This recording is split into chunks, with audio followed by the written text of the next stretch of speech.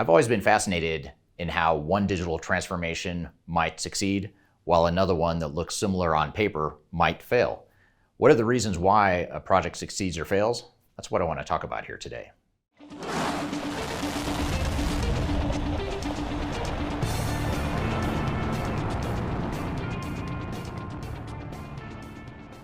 My name is Eric Kimberling. I'm the CEO of Third Stage Consulting. We're an independent consulting firm that helps clients throughout the world reach their third stage of digital transformation success. And one of the services we provide clients is helping them define their digital strategies to ensure that they're on the right track and that they're preparing for success in their digital transformations. We also help clients through their implementations and help them through the transformations. And we also help with project recovery and expert witness work, which entails working with failed implementations to help either get them back on track and or to testify in court as to why those projects failed. And one of the lessons I've learned over the years is that you can take two digital transformations that look very similar on paper, and you would expect that both of those digital transformations would have very similar outcomes. However, we often find that two similar transformations end up with very different results because of key decisions they make and key areas of focus and key things that they do differently throughout the project. So what I want to do today is unpack an example of two case studies, one successful client that we've worked with and one failure that we've worked with. Now on the surface, both of these companies are very similar. They're similar size, they're similar scope, similar complexity, similar internal dynamics, but yet they ended up with two very different results. So what I want to do is unpack how and why they ended up at different endpoints in their transformation journeys. Now, as I'm diving into these case studies here today, one point of reference that might also help you is to look at our digital transformation report. It's an annual report we publish each year that highlights a number of best practices and lessons learned from helping clients through digital transformations over the years. So that's something you can read by scanning the QR code in front of you, or you can go to the links in the description field below.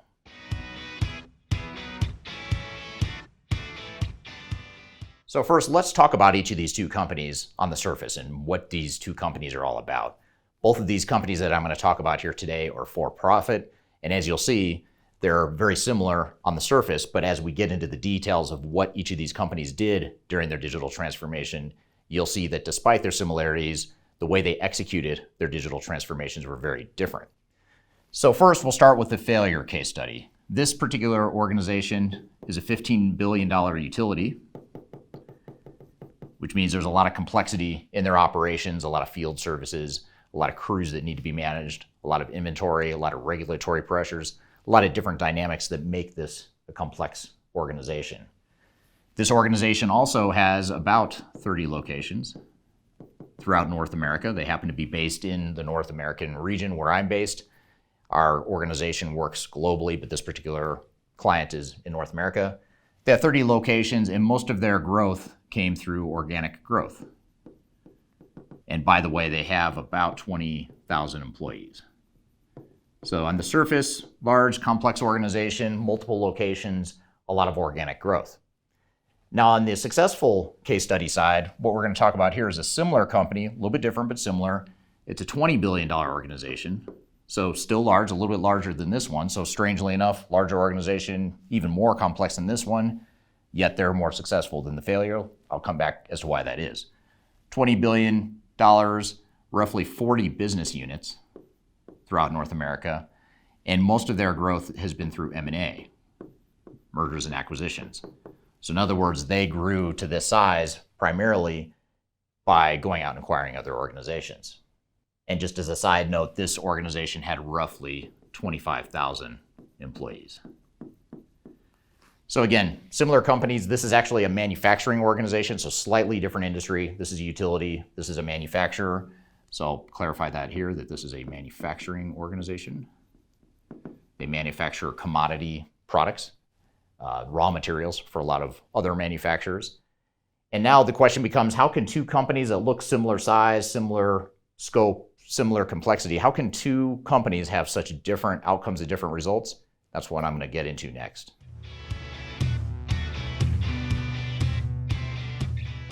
So let's dive into the differences between these two companies in these two case studies, beginning with the digital strategy. What was the digital strategy that was defined by each of these organizations, and how are they different, and how did they lead to very different outcomes? Well, first of all, if we look at the digital strategy, the failure, the $15 billion utility, had a way or a process of deferring to one single ERP system. The reason this is important and what I mean by deferring to one ERP system is that they went out to market, they bought a tier 1 ERP system, and they just universally decided that that will be the one ERP system that is going to be used across the enterprise. But they didn't necessarily understand what the gaps were and what the weaknesses were with this model, especially given some of the complexities that we talked about here. First of all, they're a utility. They have a bunch of different locations. They've had a lot of organic growth over the years. And what they came to find, which I'll get to later, is that their ERP system couldn't handle a lot of that complexity, but they didn't do their due diligence early on to fully understand that. Now, the second thing that this organization did that was quite different than the successful case study is that they didn't have a clear vision for what they wanted from this digital transformation. In other words, this was just an ERP implementation. They didn't have a clear sense of what it was they wanted the digital transformation or the ERP software to do for their organization. So for this point, I'll just say that there was lack of clarity on what their strategy was. Another way to look at this is implementing an ERP system is not a strategy. It's a tactic to achieve a strategy, but if that becomes your strategy, that's a very weak strategy. And that's exactly what happened with this organization, is they said, we are going to deploy an ERP system, and that is our strategy. On the other hand, this organization went through something very different. First of all, they did not defer to one ERP system. They were strategic in selecting different types of technologies that would meet different needs throughout the organization. So we'll call this strategic use of technology. And then the other thing I'd say about this organization that's very different than the failure is that they were very clear about who they are as an organization in terms of both their strengths and weaknesses, as well as where they're headed as an organization. So they had a clear vision of where they were headed as an organization. So these two foundational differences are key reasons why one of these projects was successful and why one of them was a failure. And now I'll dive into some of the tactical things that happened within these strategies that further differentiated these two scenarios.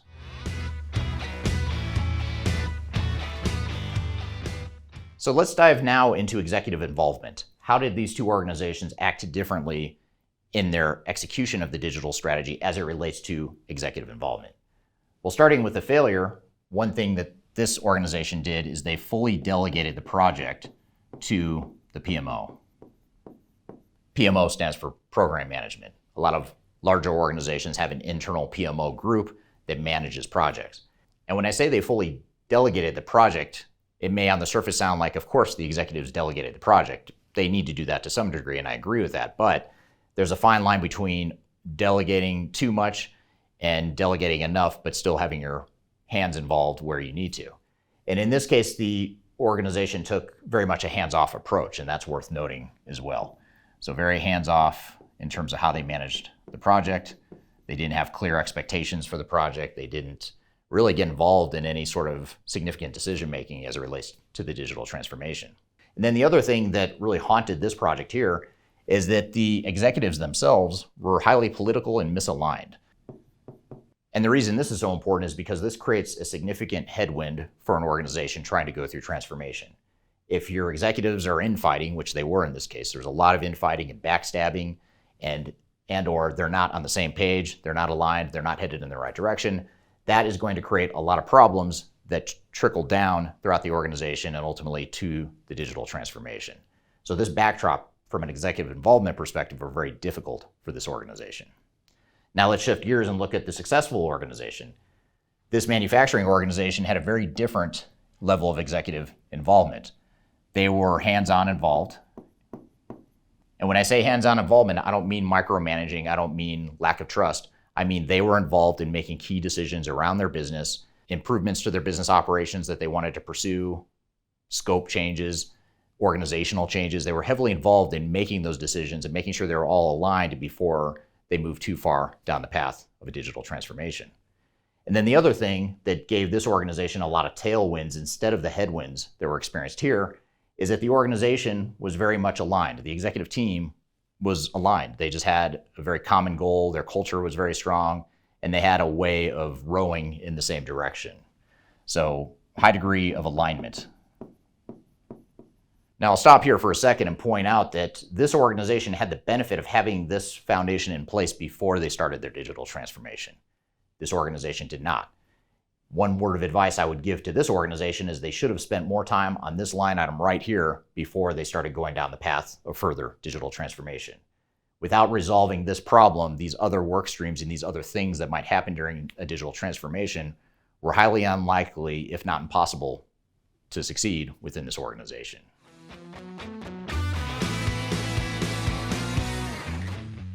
Now, next, it helps to look at how each of these two organizations address their business processes as part of their overall digital transformation. The failed implementation really had a lack of understanding of what their current processes are and what they wanted their future processes to be. There just wasn't much documentation around current state or future state, nor did they think much about what they wanted their future state to be. So essentially, there was a lack of focus on current and future state business processes. And then the other thing that this organization did, which is very related to the fact that they didn't have a focus on their future state business processes, is that they deferred to the technology to tell them or help them decide how to run their business. And I'm not talking about just how to use a system or transactional levels of detail. I'm talking about material business processes and material business workflows. There wasn't a clear sense of what those future state processes were going to be. So this organization chose to just bring in the technology and hope and pray that the technology would determine for them what their future state business processes would be. So here, there was too much deference or too much dependence on technology processes. Now, what this did is this created a lack of clarity for the organization and for the project team as they're going through the digital transformation. They did not have a clear sense of what they wanted their business processes to be, and when it came time to deploy technology, the technologists, the implementers, did not have a good sense of how to deploy the technology, and they ended up choosing how to configure and build the technology just to fit what they thought was the right answer, which in most cases did not align with the direction of this organization. Now, shifting gears and looking at the other example here, the successful organization took a very different path. Now, the thing I'll note here is that they didn't spend a lot of time going down in super granular detail defining a future state without understanding the technology strengths and limitations. But what they did do is more at a macro level, define what they knew they wanted their processes to be. They identified where they knew they wanted to improve their business processes. They may not have been sure how or what the individual detailed transactions would be, but they had a good overall sense and vision for what they wanted their business processes to be. Now, similar to this benefit here, or this advantage they had on the business process side, as far as having clearly defined processes, they also let the business drive the technological deployment rather than letting the technology drive the business changes. And this is really important. It's a very important nuance that a lot of organizations get hung up on. So the business drove the technology, the dog wagged the tail did not wag the dog in this case. Now again, the business drove the technology to a certain point, and then certainly once you got down into the granular levels of detail, the technology had to work within the confines of what it could and couldn't do. But in general, the overall blueprint for the business processes were very clearly defined, which not only ensured that there was an implementation that was aligned with expectations for business process improvements, but it also gave the project team a great deal of clarity in terms of how technology would be deployed. It ended up costing this organization less time and money than this one.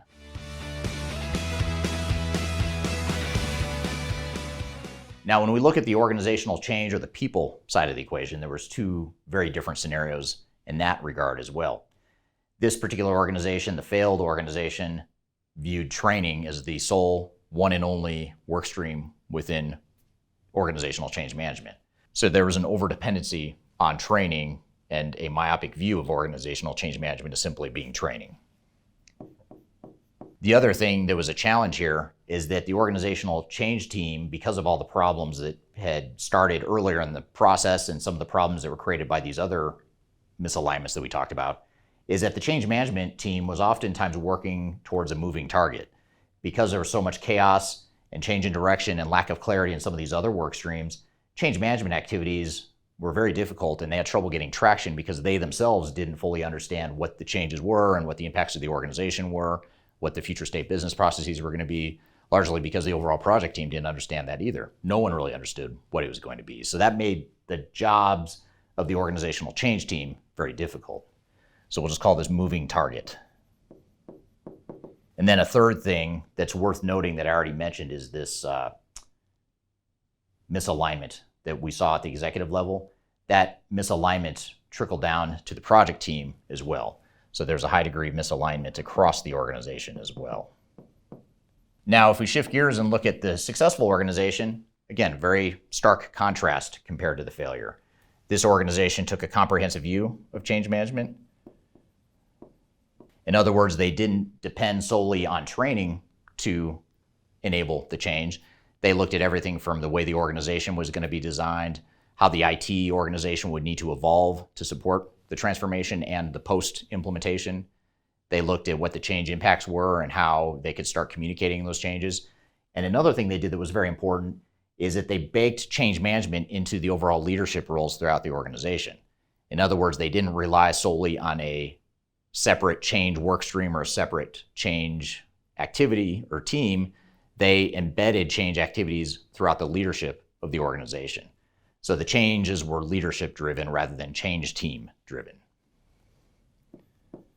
And then last but not least, the misalignment that this organization faced on the failure side, this organization had the opposite, which is a very aligned executive team, a very aligned project team, and a very strong culture ultimately that was driving a lot of that alignment.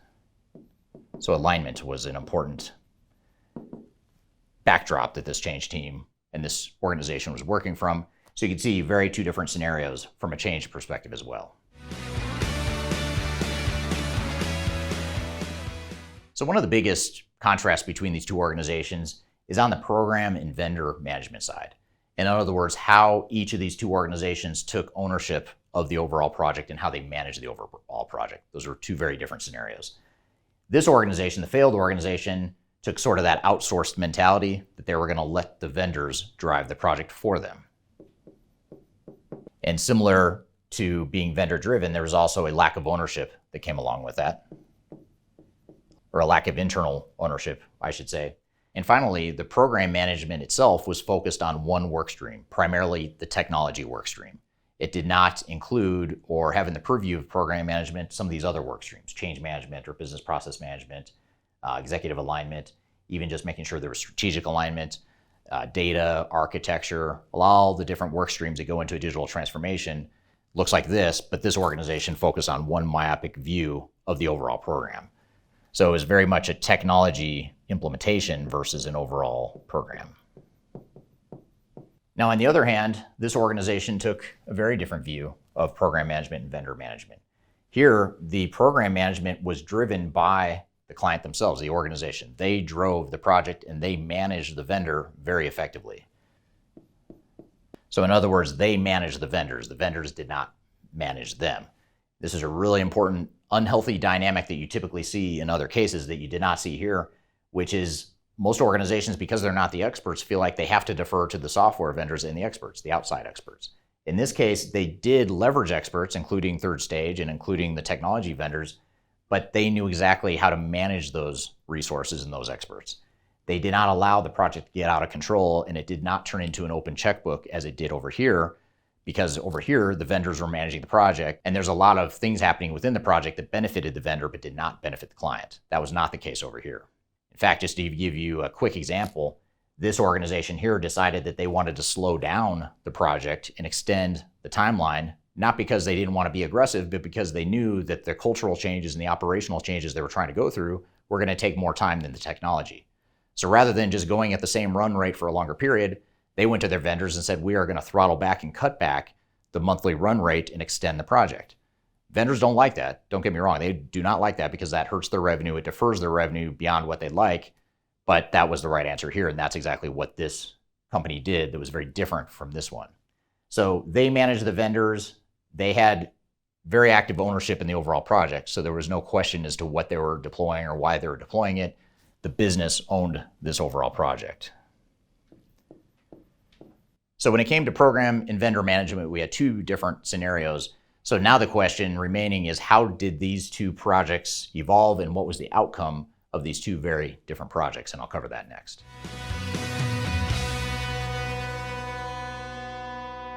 So I've painted a picture of how these two transformations operated very differently. But what were the results? I've already given away the secret that this was a failure and this was not. This was a successful project. So let's start by focusing on what happened with the successful project, the one that I call the successful project. I don't want to say that this project was easy. There were no road bumps, there were no challenges, because there were road bumps and challenges along the way, a lot of pivots and changing directions that needed to happen. But this organization experienced a high ROI. They had control of their project. They were able to manage costs much better than the other organization. And ultimately, they got the business value they were looking for. They got a digital transformation that aligned with what they were trying to accomplish as a business, and they didn't spend an arm and a leg trying to get there. Too often, organizations spend way too much money with too little business value to show for it, but that was not the case with this organization. This organization, on the other hand, ended up in litigation. This organization was attempting to do the entire transformation in 3 years, and in 3 years, they got one location out of the 30 live on the system. And once that one location went live, it was a complete disaster, and that's when they stopped the project and sued each other. Basically, it turned into litigation, and then they hired Third Stage to be the expert witness in that case.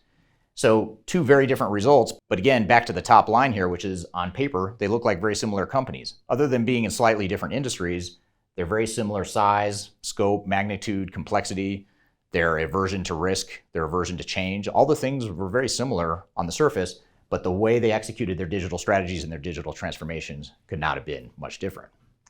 So I hope this has provided you some clarity on what constitutes a success versus a failure, and more importantly, how two different companies that look the same on paper can end up with very different results.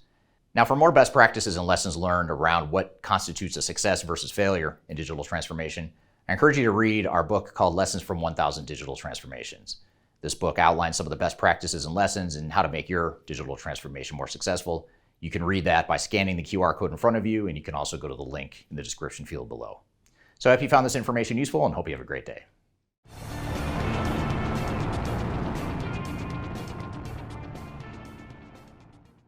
What exactly is it that causes one to scratch. Super redundant. Now, as I'm diving into this case study here today, let me say that again. Nailed it. Nailed it. This is going so easy. Secondly, the other aspect, scratch that. Should probably think about what I'm going to say before I jump into the. Now, the second thing that this did as well. Do you want to try that one more time? As well? Try as well. Just referencing the Sometimes I talk and I don't know what I'm going to say. I have no idea where I'm going with the sentence. I said as well. And I will do it again as well.